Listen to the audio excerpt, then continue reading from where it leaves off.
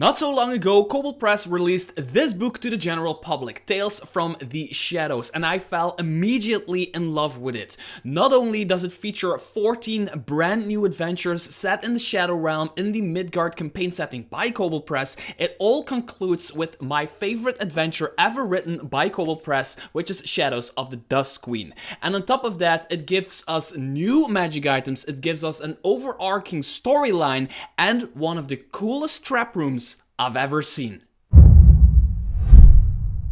Hi there fellow roleplayers and game masters. Today I want to talk about Tales from the Shadows, the newest adventure compilation by Kobold Press. And if you know me, you know I am a sucker for adventure compilations.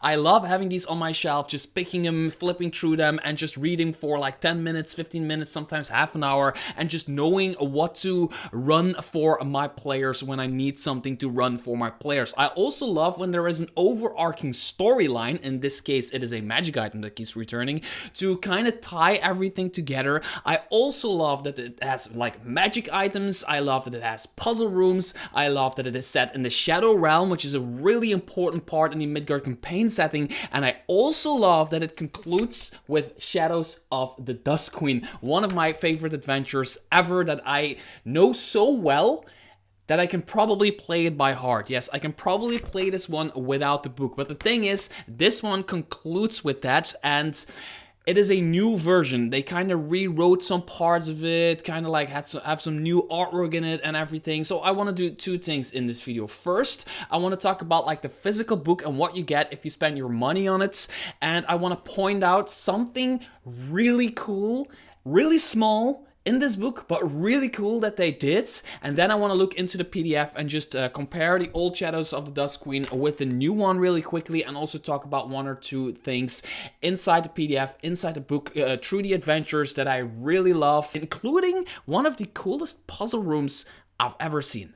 Now let's look what you actually get if you spend your money on Tales from the Shadows. Let's just look at the back cover here, because they kind of summarize it right here. There's an entire thing, but then they say 14 new adventures suitable for levels 1 through 8, playable separately or in sequence. Now, that's kind of true, and it's also not true, because they say 14 new adventures, and well, one of those is Shadows of the Dusk Queen, if I counted correctly, which is a new version of Shadows of the Dusk Queen, but in my book it's not like really a new adventure, but that's just nitpicking. I know. Heroes must defeat cunning creatures, solve enigmas, and thwart malevolent intrigues. A background plot thread surrounding a fabled item, the Shadow Grimoire, which ties these adventures together, which is absolutely true and super cool. It is, by the way, a very cool magic item. 28 full color maps and dozens of illustrations. Yes, like always, illustrations, Kobold Press product, absolutely great, amazing.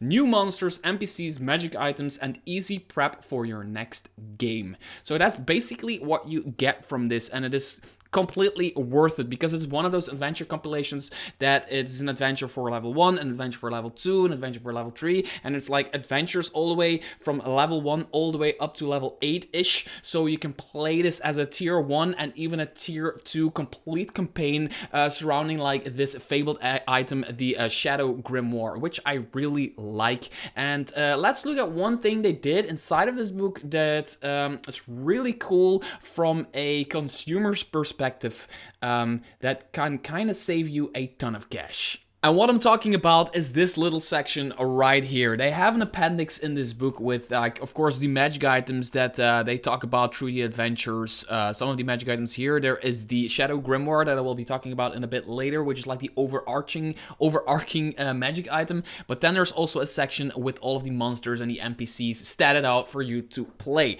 Now, a main complaint I've heard for Kobold Press is that they are entirely their own thing, which is really cool if you own all the books. Like me, I get all the books, or some people who buy all the books, but not everybody has like that opportunity to have the Tome of Beasts, the Tome of Beasts 2, the Creature Codex, and all of the gazillion books Kobold Press puts out. So a lot of people in the past complained to me I cannot help it, but they complain to me that like they buy an adventure and it often says you need this creature from the Tome of Beasts, or you need this creature from this or from that, and they don't have that book and they don't have a way to invest in that book. Now Kobold Press is doing this. They did it before and they're doing it again. They're giving you alternate options for monsters, which is really cool. For example, if you are using, let's say, an Ink Devil right here in the middle, there is an Ink Devil in an adventure. They say it is in the TOB1, which is the Tome of Beasts 1. So you can find a stat block there if you need to use it, the Ink Devil. But there's also a core rules substitution. So the Ink Devil, one Ink Devil, you can use 2 imps instead of 1 Ink Devil. For example, the Child of the Briar is Tome of Beasts 1. You can use 2 sprites, all from the core rules. So these are all, even if you don't even own the monster manual, you will probably be able to find these stat blocks of it, because most of them are like open source and everything, so you can find them and you can still play these adventures. So even if you don't have all the books, like here, the Tome of Beasts 2, the Tome of Beasts 1, and the Creature Codex, you can still use different monsters from 5e to play these adventures. And I think this is a really small thing to add in your book, but it really, really helps out the end consumer a lot. And I think that's such an amazing step, a consumer-friendly step from Kobold Press. Now let's talk about Tales from the Shadows, the book itself. So it is 14 adventures that are all tied together in an overarching storyline, a magic item that also can be played completely separately, and they are all set in and around the Shadow Realm. Now, before I do this, I wanted a quick word about the Shadow Realm, because it is something that not everybody knows about. So the Midgard Campaign setting by Kobold Press has something that's called the Shadow Realm, where all like the darker fey creature and all of like different stuff lives, and basically it is a shadowy, darky version of the material realm that is Midgard itself. It's like a mirror image almost, and just everything works differently there. Like, time works differently, the weathers, the seasons, and you can go into the Shadow Realm and then you come out and then suddenly 2 days passed in the real world and only 1 day passed in the Shadow Realm, or the other way around, or it's like years. You can step into like magical darkness and just basically disappear. You can run into some really dark elves, some really like nightmares and stuff like that. So I'm going to do an entire video on the Shadow Realm when I review another book by Kobold Press, but for now, that's basically like a very dumbed down basic idea of what the Shadow Realm is. It's not like the Underdark, because the Underdark is literally like there's a material world and there's just a level below it, and that is the Underdark. The Shadow Realm is literally like an other realm, another like reality kind of that you need to find your way into, and more importantly find your way out of. So I want to talk about, I'm not going to go deep into the adventures that are in here. I've been reading through this book, I've been flipping through this book, I've been reading a lot of it, and I really love like 99% of what's in it. But you basically get what you think you get from a Kobold Press adventure compilation. You get a bunch of like great artwork, one of the best adventures ever written, which is Shadows of the Dusk Queen, which has the best dragon encounter that I've ever played, and I've put in like many different of my games. Like, it's a dragon encounter that I just take out of Shadows of the Dusk Queen and just put it in my own games because I love it that much. But it has all of that wickedness you expect from the Shadow Realm and from Kobold Press. For example, my absolute favorite part of this book must be the Impossible Vault, which is this. So there is this vault, right? And the entrance is right here at the bottom in the south, and people want to go to this vault in the back here, and they want to get here because there's a bunch of stuff there that's probably worth a lot of money or whatever. You can place anything in here, because I'm going to not use this in my game the way it's set up here. I'm going to just drag and drop this in my game with like treasure that my players need right here. So it's basically, if you run 1 square here, you age 1 year. Your character ages 1 year if you run 1 square. If you run one square here, you age 5 years. If you run a square here, it's 50, and here it's 100 years. So it's very safe to say that most creatures will not live to see the other side. As a matter of fact, once you're in the back and you don't know how to get in here, if you get in here, it all like neutralizes and you can go back, right? But if you can't get in here and you're just stuck here, just standing on the square, you need to go back. And if you want to go back, you're basically again gaining like 100, 200, 300, 400, 500 years, and then it's 100, 250 years, and so on and so on and so on. So you'll be aging like 1,000 years or something like that when you're back in the entrance. So the cool thing about this is there are hints, and there is, of course, like always, a solution. It is a puzzle room. It is the impossible vault. So there are, as you can see, the tiles here, that's like the first kind of hint, is the tiles here are pretty new, and here they're kind of like walked on, and here they're showing a lot of age, and here they're showing like a lot of age, right? But the main thing is there are decorations here everywhere. And these decorations show certain things, and I need to peek for this, what exactly that they show. So the courtyard shape with falcons. One in area 1, they are flying above a baby on its belly, and 2, they're a crawling toddler. In the third one, they are a young woman dancing, really important. And 4, it is a stooped crone supporting herself with a walking stick. So the solution, so that they look like decorations, right, to the PCs, to the player characters, but they're actually the hint and the solution to the puzzle. So the players will look at this, they will step into these squares, and they will keep aging, and they will go back and aging, and you can of course do a lot of stuff with that, like exhaustion and everything. But the main solution to the puzzle is, I just like this so much. They need to go through the first section on their belly, like not even crawling, right? Because they are a newborn baby. The second one, they need to go crawling. The third one, they need to dance. They need to literally dance like they're a young person. They are in their 20s or whatever, or they're a teenager or whatever, just like dancing and happy and happy. And here they're very old, and they need to literally walk half their speed. They need something to support them, and they need to walk like an old person to the other side of the room, right? Once they get to the door, so when they do this, they don't age. Well, they age like in seconds, the seconds they use. Everybody ages all the time, but they don't age. You know what I mean. So they get to the door, and then a skeleton shows up, and it needs like something rare, which is really simple. You just give it something rare.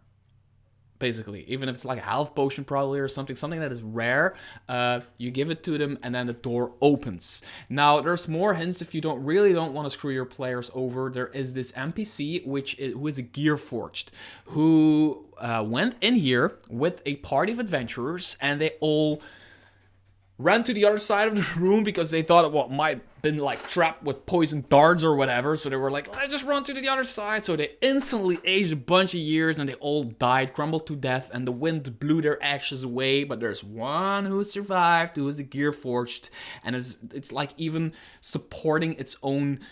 It's like holding its own leg. It aged very, very, very much. Aged like, they say it's somewhere here how much it aged in total, but it's like 1,680 years, like 680 years once, and then again 680 years. So yeah, they're very, very old, and they are on the other side of the room, and they don't really know what happened, but they can kind of like try to say what happens, so the players can really like tie the knots together and find the solution to this puzzle, which I think is a really cool and funny puzzle, and really original, and it really shows like the wickedness of what Kobold Press and the Shadow Realm is. So I'm going to run this for my players very, very soon. Now there's a few things I want to say about the new version of Shadows of the Dusk Queen, which is an adventure for 4 to 5 characters of 8th level that I probably know by heart because I've been having this for a long time. I've been playing this a heck a lot out of this, and I really absolutely love it. So basically, it's kind of like a lot of the text is the same, and some of the text is kind of like rearranging everything, which makes its readability is way better. That's just something I want to quickly say. It is way better, but there's also something that I like a little bit less. Now, for example, first of all, this I like very much. They added this mosquito artwork, which are black stingers that have like different stats for them. They have a strength drain ability and a shadow blend ability, which is really cool. You can use like the stat block of the Sturgis or whatever you want to call them. And there's also a new piece of artwork for this naked lady in a lake, which I'm not going to spoil what she does, but she basically has a part of the magic item the players are looking for. So this book didn't have artwork for the mosquito, and it didn't have artwork for the naked lady in the lake, right? So that I absolutely like. I love naked ladies in lakes. I love mosquitoes. No, I freaking hate two of them, so you can guess which one. But it's this that I'm like, I mean, I can see why they did it, and but they kind of changed the artwork around for the maps, and this is kind of something that I see a lot happening in 5th edition. Like in the start, more of these maps were more like, I don't have a PDF of this, right? So I need to show it like this, but this is the same map. I know, like, on my camera, it might not look really cool, but this is, like, not exactly what is going on. They created the map probably for players who are looking to, like, how long does it take to travel here, and what is this area, and how long does it take to travel here, and whatever. But with this, it's just more suggestive, right? And it's just more funky, and it's just more weird, and just more Shadow Realmy. For me, this is way cooler, and I'm not saying this one is a bad map at all. It's really good. It's really good, but just this just gives like the atmosphere that the adventure actually needs. Another example for that is this artwork is also new if I'm not mistaken. I think this one is not in this book. Yeah, in this book, it's kind of like this thing, which is really wicked because it has a freaking human face or something. But other than that, there is this map right here, which let's scroll down the tower. So, and here it's again one of those more, it's not photorealistic, I know, but it's more photorealistic than it is this.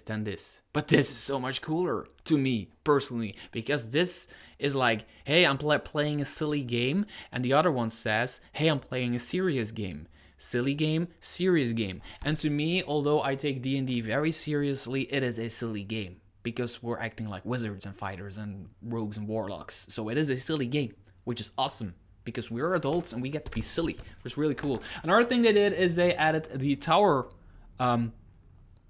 site look, which wasn't really necessary for me. I don't know why they did this, because they say in the text how many levels it has, and maybe for people who have flying abilities or whatever, and you want to like really measure like how far they fly. But for me, doing mostly theater of the mind, for me this was completely not necessary. Even if you use maps, for me this is not necessary. But hey, they added it, so if you like it, you like it. So that's basically like the main differences for this adventure. And the reason I like this adventure so much is, well, it is basically, I always compare it to like a dark Legend of Zelda-esque adventure where players go through a magical forest, through different sections of a magical forest, and they need to look for different shards, so mirror shards, right? And tying them all together, they form a magic item, and they used to belong to a magical mirror that used to belong to the Dusk Queen, but it exploded due to magic, blah, blah, blah, blah, blah. And the players go around in whatever counterclockwise or clockwise, they go a little bit like this. They can go in whatever order they want, and you need to collect these shards. And there are common encounters, role-playing encounters, more like a puzzle-esque encounter in there. And then there is the coolest encounter ever written in the history of D&D. It's the Pit of Shadows, with like, what do you call them? One of those darky shadow dragons or whatever you want to call them. I don't even know what they call it in here. It's just really awesome encounters. Basically, there's this rupture in the earth that has a pit of shadows, and if you fall in, you fall into whatever, into the abyss or the shadow realm. You can make from that what you want, kinda, but you don't want to fall in, right? But in the inside there is this cave entrance with a very small hallway, and then there is this cave, and this dragon lives there. But this dragon is sitting, as you can see, on a pedestal, and what's on the pedestal? A freaking piece of the shard you need. So your players are basically, like, I've ran this thing 10 times, and every time it ended up with players getting the fuck out of there, like really retreating. They end up in this rupture in the earth on like a balcony piece where the entrance of the cave is. There's a balcony, but they fall off. They fall in the shadow realm, and they need to climb up in order to get away. But the dragon is flying inside the rupture and it's kind of attacking the players. Also, it is a very narrow hallway, the cave entrance, and this dragon spits not in a cone, but in a straight line, so you can basically blast your entire part. It is so freaking well designed, and if you play it Theater of the Mind, I promise you, like, this adventure is worth this encounter alone. Like I said in the beginning of this video, these adventures can be played in any order you want, or in any sequence you want, or like separately, or you can combine all of them in order with a overarching story, which isn't really a story, it's just a magic item that keeps popping up through the adventures, which is the Shadow Grimoire. It's a really important magic item, wondrous item in the Midgard Campaign setting, and I like it. Its usability in whatever game you are playing. So it is basically a sentient grimoire. It's a book that is crazy. It has stats, so it has wisdom, charisma, it has everything, and it is basically sentient. It can speak Common, it can even write, if I'm not mistaken, speak, read, and understand Common and Umbral, and all it wants to do is like cast shadowy spells, basically. So it has a personality, and it's really cool. They have this entire page on it that gives you like more, there's 2 pages, by the way, that give you more information about it. It's like its personality, for example. All it wants to do is like cast shadow spells, and sometimes it just stays quiet. You have it in your possession and you don't know it's sentient until suddenly it starts to speak. It can open itself on a page it wants to open. It can close itself. It takes like a lot of strength to open it or close it or rip out a page against its will. It can shadow jump 3 times a day. It has sunlight, vulnerability, and it is warded. Shadow Grimoire is protected by the glyph of warding. The glyph can be triggered by a grimoire, so if it wants, it can dish out a ton of damage, which is like, I think it's 5d8, yeah, 5d8 cold damage on a dexterity saving throw, and it can even take control of its owner. The owner must make a charisma saving throw. On a failed save, the owner is charmed by the grimoire for 1d12 hours. So it is a really important magic item for somebody, I don't know, maybe like the Dusk Queen or somebody like that. The Shadow Grimoire secrets cling to your mind like the Shadow Realm itself. Only you can read its context. To all others, its pages appear pure black. As your level increases, you gain the following benefits while holding or carrying the book. 5th level spell book that contains the following spells. So it has a bunch of spells from Deep Magic, which is really cool. So it is an extra spell book, and you just, as a wizard, you have these extra spells, but you are the only one, if you are the owner of the book, which the book needs to agree with, by the way, you have these spells extra in your possession. Also, there's also this. While the grimoire is on your person, you have advantage on all skill checks pertaining to shadow or darkness magic, geography, history, and denizens of the shadow realm. So yeah, if you have it, you agree with it, you kind of become like this darky, shadowy wizard. And like the Dusk Queen, for example, has a Shadow Grimoire, and if the players defeat the Dusk Queen, they in the end of all of these adventures, like in the end of Shadows of the Dusk Queen, they can basically acquire this book for themselves, which is a really cool magic item. But it's also really cool to just use in any other setting, in any other, even if you're playing in Midgard, like the grimoire just shows up in another dungeon or in the possession of another wizard. Really cool magic item you should really look into. And for the sake of this video not becoming an overly long rant about one of the coolest adventure compilations that I have in my possession, I want to kind of conclude it here. I just want to say quickly that it has an appendix with like all of the monster stat blocks that you need that are not in the Tome of Beasts 1, 2, or the Creature Codex. It has all of the references to the Tome of Beasts 1 and 2 and the Creature Codex, or alternate monsters you can use if you don't own any of those books or only a few of those books. It has, of course, the magic items you need to use throughout these adventures, and other than that, it's just 14 really good Shadow Realm-y adventures for your games, spanning from levels 1 all the way up to level 8 and maybe even a little bit beyond. If you're interested in it, make sure to click the link in the description below, and until next video, bye bye.